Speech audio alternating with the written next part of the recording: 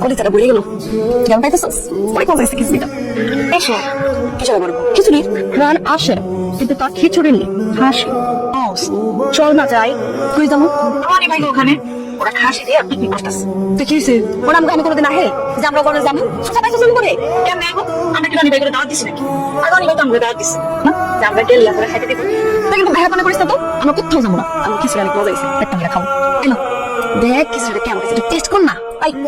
test করে দেখ তো কেমন হয়েছে বলছা ঠিক করো মনে হচ্ছে খাপ কথা নেই বুঝলি না খিচুড়ি আর পিকনিক আর খিচুড়ি খাওয়া হয় অনেক মনে হয়েছে যে খিচুড়ি তো আমরা মাঝে মধ্যেই খাই আর খাসির মাংস কি আমরা প্রতিদিন খাইতে পারবো কও চলো না আমরা আজকে যাই দেখছো কেন না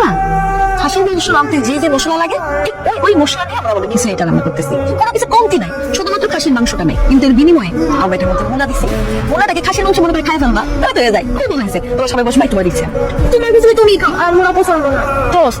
এটা আমি কইছিলাম এই ভিডিওর কথা না হয় বাদ দিলাম পিছিটার দিকে তাকাই হইলো ন যায় যাও অবশ্য যায় কারণ খিচুড়িটা কেমন জানি খালি খালি লাগতেছে খিচুড়ি আবার খালি খালি খাওয়া যায় কিন্তু শুন যাই কিন্তু সরাসরি বলা যাবে না যে আমরা খাইতেছি তুমি তো ছোট লোক মনে করবো আরে ছাগলটা চোর হয়েছে খাইয়ে তোমার ভাবি ওই বেটা এই আব্বা করলে কিন্তু ছাগল চলে আইবো ছোট লোক কোথাকার এত ছোট লোক হইলে তুই যা বুড়ো ছোট লোক পেয়ে তোর টাকা লাগবে না ছাগলের কারণে বুঝবি এটা 5 ফটো ছাগল ছিল বুঝছস খেলা আমি দিব এটা নাকি তুই খাবি